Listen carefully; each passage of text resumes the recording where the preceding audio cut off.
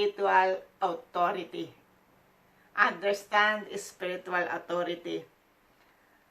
Ang isang merong great faith, katulad ng centurion na ito, naunawaan niya yung spiritual authority. Sabi po sa verse 9, "For I myself am a man under authority, with soldiers under me."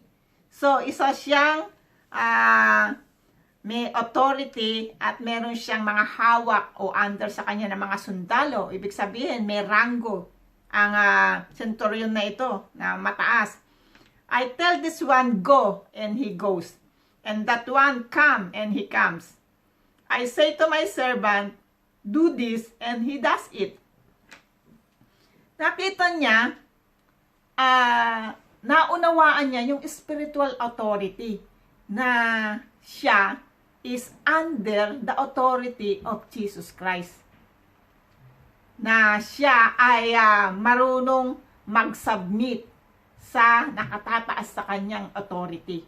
Amen. Sapagkat naunawaan niya, siya man ay may authority na under sa kanya ang mga soldiers.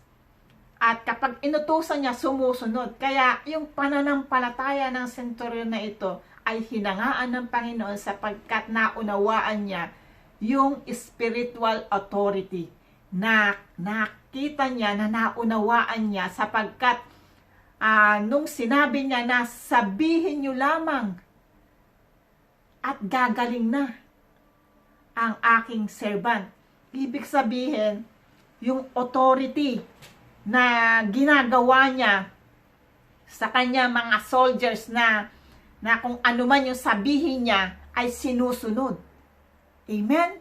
So, dapat maunawaan din natin mga kapatid na ang salita ng Diyos ay merong authority na kapag sinabi ng salita ng Diyos, ito ay gagawin. Amen? Ito ay gagawin ng Panginoon. At we must submit to God's authority. Hallelujah. So, yung pong God's authority dun sa God's word. Hallelujah. We must submit to the word of God. Amen. James 4:7, "Submit yourselves then to God." Hallelujah. Ibig sabihin, mag-submit tayo sa Panginoon, sa kanyang mga sinasabi, sa kanyang mga inuutos. Amen. Sa Romans 13:1-2, "Everyone must submit himself to the governing authorities, for there is no authority except that which God has established. The authorities that exist have been established by God. Consequently, he who rebels against the authority is rebelling against what God has instituted, and those who do so will bring judgment on themselves." Kung meron tayong mga naaalala na tayo ay hindi nagsasubmit sa mga authority, example po sa inyong pastor, sa mga sa government o sa mga amo, mga nakakataas sa atin, kapag hindi daw po tayo nagsasubmit, it is rebelling against what God has instituted. Sa Panginoon po tayo nagre-rebelde. Amen. And those who do so will bring judgment on themselves. Amen. At tatanggapin po natin kung ano yung judgment na sinasabi ng Panginoon, na tayo rin po yung nagbigay ng judgment sa ating sarili. So, dahil sa hindi po pagsasubmit. Amen.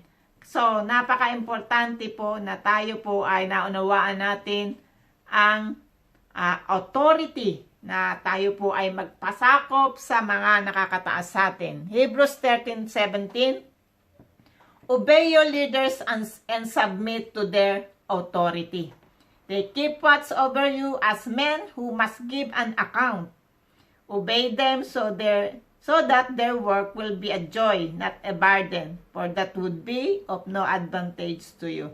So, ito ay ipinakikita po dito yung leaders, yung pong nangangalaga sa atin, especially po yung mga nangangalaga sa atin spiritually, yung mga pastors, yung mga leaders po, yung mga nagtuturo sa atin. Ito po yung talagang binabanggit po dito, na wag po na mag-submit tayo upang maging kagalakan sa kanila at di po tayo pabigat. Amen. Obey them so that their work will be a joy, not a burden. Amen. Kasi ang mga lingkod po ng Diyos ay alam po nila yung submission to authority po at kahit po minsan nakakaranas sila ng mga burden, mga nakaka-encounter ng mga kabigatan po sa mga tinuturuan, is ini-endure po nila yon at nagsasubmit po sa Panginoon. Pero alam niyo po, hindi po nagiging advantage sa bawat isa na hindi po nagsasubmit. Sabi dito, for that would be of no advantage to you. Hindi po makakabuti sa mga hindi nagpapasakop yon. Nagkakaroon po sila ng mga bagay na hindi maganda na mangyayari sa kanilang buhay, kasi ito po ay sinabi ng Panginoon, hindi po ako. Ito po ang sinabi ng salita ng Panginoon. So, ang centurion po, alam niya po yung submission to authority. Alam niya po na unawaan niya kung ano ang authority. Kaya po humanga po ang Panginoon sa centurion na ito. Kaya po dapat maunawaan po natin na tayo po ay marunong mag-submit sa Panginoon. Marunong po tayo mag-submit sa mga nakatataas sa atin, sa mga nakakatanda sa atin, sa ating mga magulang. Amen. Yung mga kabataan, yung mga anak, kailangan po marunong kayong mag-submit sa inyong mga magulang. Ephesians 6:1-3. Children, obey your parents in the Lord, for this is right. Honor your father and mother, which is the first commandment with a promise, that it may go well with you and that you may enjoy long life on earth. Hallelujah. Yung pong mga anak, sinabi po na ng Panginoon na obey your parents. Sabi po dito, honor your father and mother with a promise. Alam niyo po, marami pong mga word na wala pong promise na nakadugtong. Subalit ito po ay sinabi niya with a promise. Yung commandment ito ng Panginoon with a promise. Ibig sabihin, napaka-importante sa Panginoon at binigyan pa niya ng karugtong na with a promise, that it may go well with you and that you may enjoy long life on the earth. Ito ay makakabuti sa iyo, yung mga anak. Makakabuti sa iyo at magiging mahaba ang iyong buhay at i-enjoy mo. Sabi ng Panginoon, kung i-honor mo ang iyong mother and father, kung iyong susundin ang iyong magulang. Kung sasabihin naman ng mga iba, yung mga parents ko, kasi ganito, hindi maganda ang kanilang pagpapalaki sa akin. You have to honor your father and mother. Hindi mo sila bibigyan ng mga salita na maririnig ng Panginoon na hindi karapat-dapat na sinasabi ng anak sa magulang. Sapagkat ang father and mother, sila yung authority na binigay ng Diyos sa iyo. Amen? Bilang anak. Amen? Kaya we have to submit, we have to to honor them. Amen? Kasi, it may go well with you. Makakabuti sa'yo. Amen?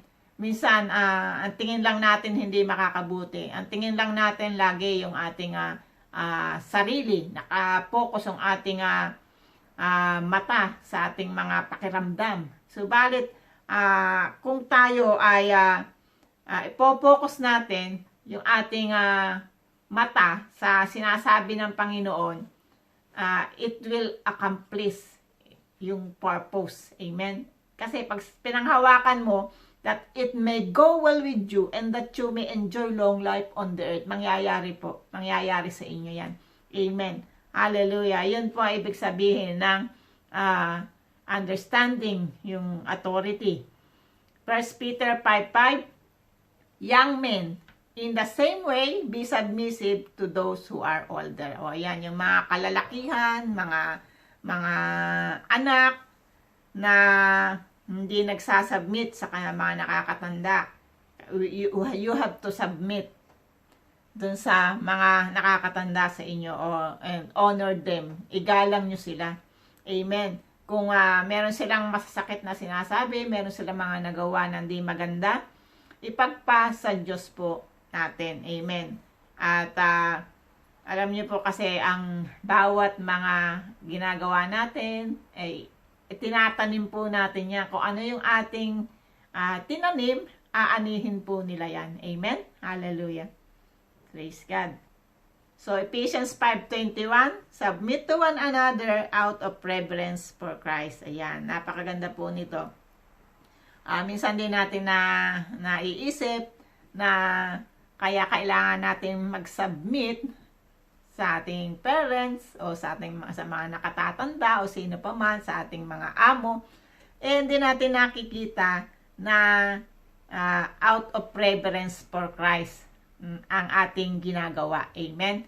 Kaya kailangan kapag nagsasubmit tayo, kailangan nating mag-submit.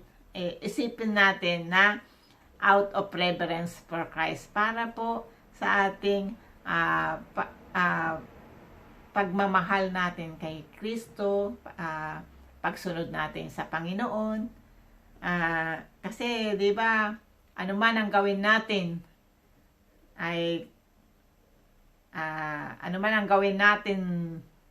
whatever you do, do it for the glory of God. Di po ba? Ang sabi ng salita ng Panginoon. Kaya, ano man yung ginagawa natin, isipin natin na laging si Lord yung ating pinaglilingkuran. Amen?